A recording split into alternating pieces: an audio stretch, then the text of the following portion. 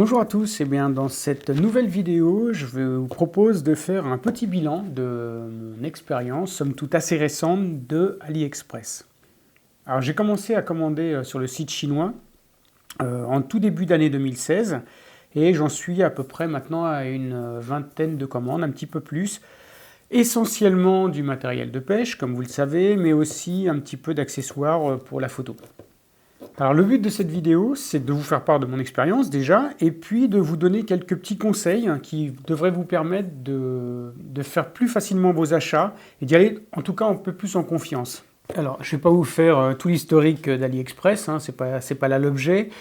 Si vous voulez en savoir plus sur la société, je vous conseille d'aller lire l'excellent article de Flore Fauconnier paru dans le Journal du Net. Vous tapez ça dans Google, vous allez voir. AliExpress a été créé en 2010 et s'adresse spécifiquement aux particuliers comme nous, mais les vendeurs sont des grossistes, c'est-à-dire qu'ils vendent aussi bien à nous qu'à des grosses sociétés, et c'est pour ça notamment qu'on retrouve certains de ces leurres qui sont vendus dans des boutiques en France sous une apparence plus ou moins proche. AliExpress, c'est un peu comme un centre commercial dans lequel il y aurait des milliers de boutiques qui vendraient des produits complètement différents. L'avantage, c'est que vous avez possibilité de vous promener dans ce centre commercial, de faire vos différents achats, c'est-à-dire en fait plus exactement de remplir votre panier dans différentes boutiques et de ne payer à la fin, un peu comme si vous alliez à la Fnac, chez Darty, chez Sephora, dans un centre commercial, et que plutôt que de payer dans chaque boutique, vous ne payez qu'au moment où vous quittez le centre commercial. Alors, les cookies dans votre navigateur font que lorsque vous allez vous connecter la première fois à AliExpress, l'interface va être en français, ce qui est assez commode si vous n'êtes pas familier de la langue de Shakespeare. Cela dit, dans le moteur de recherche qui va vous permettre de trouver vos articles, je vous suggère de mettre les noms des objets que vous recherchez en anglais plutôt qu'en français. Pourquoi ? Eh bien parce que lorsque vous naviguez sur le site dans sa version française, les intitulés des produits que vous voyez ne sont en fait que la traduction automatique des intitulés anglais. Et comme vous avez pu le constater en lisant certains de mes articles sur ma page Facebook, les intitulés peuvent des fois être assez bizarroïdes, voire carrément délirants, quoi. Donc, en utilisant des termes français, vous allez bien trouver des leurres de pêche, mais vous risquez d'avoir un choix absolument énorme et pas forcément concentré sur le produit que vous cherchiez précisément. Donc, je vous suggère, même en français, d'utiliser les mots anglais. C'est pas très difficile puisque de toute façon en français la plupart des leurres on les appelle par leur dénomination anglaise, crankbait, softbait, fishing minnow. Si vous cherchez un leurre souple vous mettrez soft lure, si vous cherchez un hameçon je vous conseille de mettre simple hook ou triple hook suivant ce que vous voulez. Et vous allez voir que ça va concentrer largement la recherche, ce qui n'est pas plus mal parce que comme vous allez le constater assez vite, il y a un nombre de références absolument considérable sur le site. Alors, une fois que vous avez trouvé l'objet qui vous convient, vous allez vous rendre compte d'une chose, c'est qu'il est disponible dans plein de boutiques différentes. Plein. Alors, vous verrez qu'il n'a pas tout le temps la même appellation. Des fois, les photos ne sont pas les mêmes parce qu'un vendeur choisit de mettre en photo plutôt tel coloris si l'heure est disponible en plusieurs coloris, ou alors il a fait lui-même ses photos et donc elles ne ressemblent pas exactement, mais en général, les leurres sont assez aisément reconnaissables. Donc la première chose à faire, c'est évidemment de trouver le leurre le moins cher parmi tous ceux qui sont proposés. Alors prenons mon petit leurre fétiche Jean-Michel, que j'ai payé 2,29 €. Au moment où je l'ai acheté, c'était pas le moins cher. Il y en avait un qui était vendu 1,50 €. Et donc je me suis dit, tiens, je vais faire une super affaire. Je suis allé sur la page, donc, et là je me suis rendu compte qu'en fait, effectivement, il était bien vendu moins cher que les autres, mais le port gratuit ne concernait qu'une expédition en Chine. Pour le reste, il fallait payer un transporteur et ça multipliait par 5 le prix du leurre. Donc, retour à la page de recherche. Et là, je tombe sur celui-ci. Et qu'est-ce qui m'a persuadé d'acheter celui-ci ? Eh bien, c'est la notoriété du vendeur. Alors, comment ça fonctionne ? Pour ça, AliExpress est inspiré de ce que fait eBay, qui a été créé quelques années auparavant. Donc les vendeurs en fait sont notés en fonction des ventes qui ont été réussies. Les newbies, c'est-à-dire ceux qui arrivent fraîchement sur la plateforme, eux, ils sont récompensés par des médailles.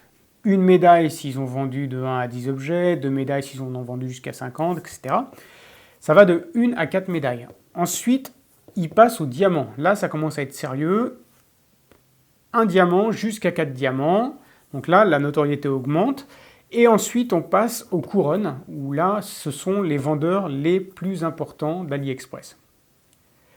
Vous verrez aussi sur certains produits la mention meilleur vendeur. Alors meilleur vendeur, c'est pas le meilleur vendeur du site, c'est le meilleur vendeur pour un produit particulier. Donc c'est intéressant parce qu'en général, c'est celui qui propose le prix le plus bas et qui en plus a eu les meilleurs commentaires.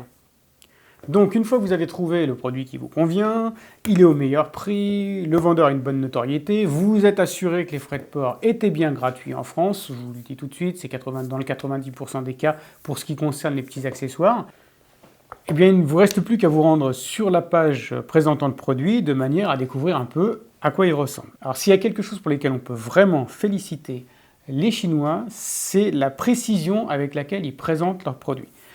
Vous allez voir une simple cuillère ondulante comme ça, ils vont vous foutre 5 photos, quoi. 2 pour montrer l'hameçon, 3 autres pour montrer la palette sous toutes ses coutures.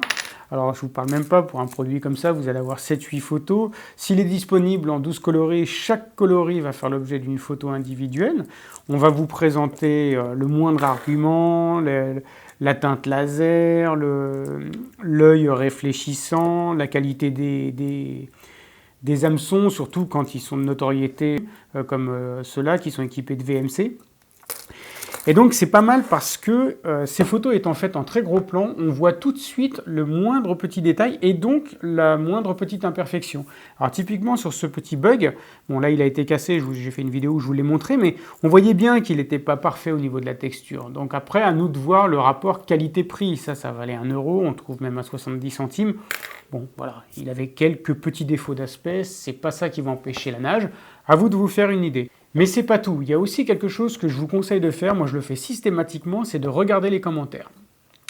Pourquoi? Parce que c'est comme sur eBay, quand vous allez acheter un objet, vous aimez bien savoir ce que les autres en ont pensé. La même chose sur Amazon, on regarde souvent les avis des clients pour savoir si le produit est vraiment de qualité ou si l'argumentaire est un peu bullshit.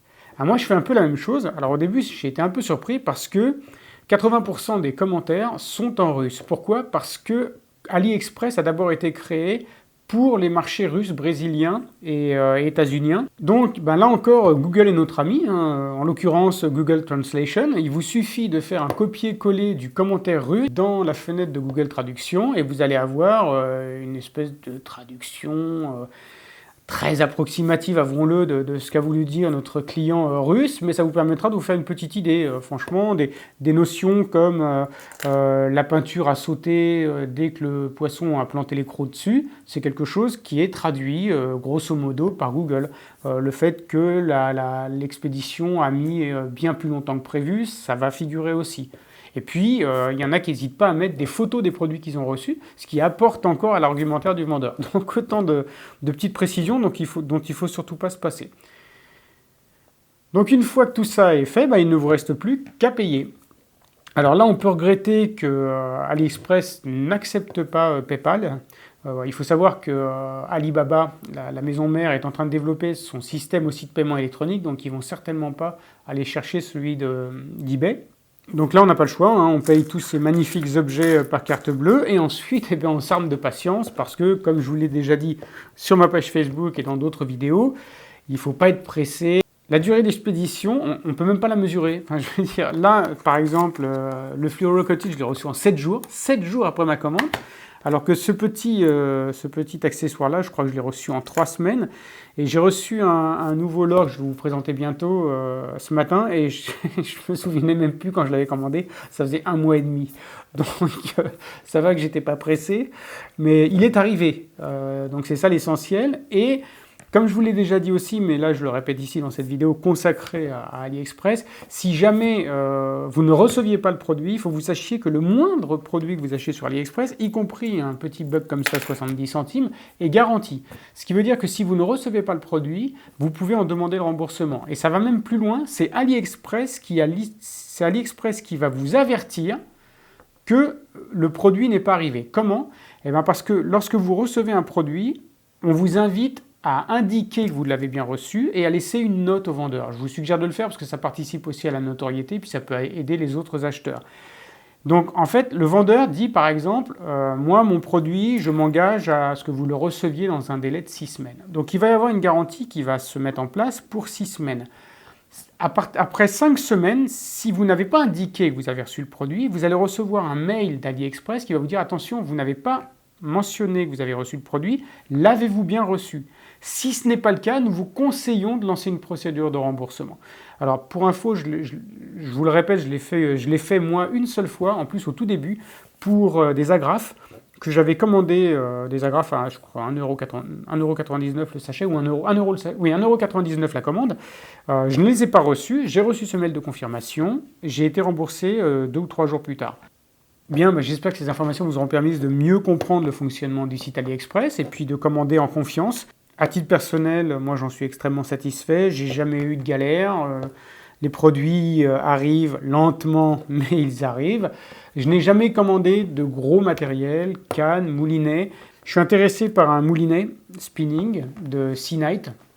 C'est un moulinet en ratio 1000 qui est vendu 14,90 €.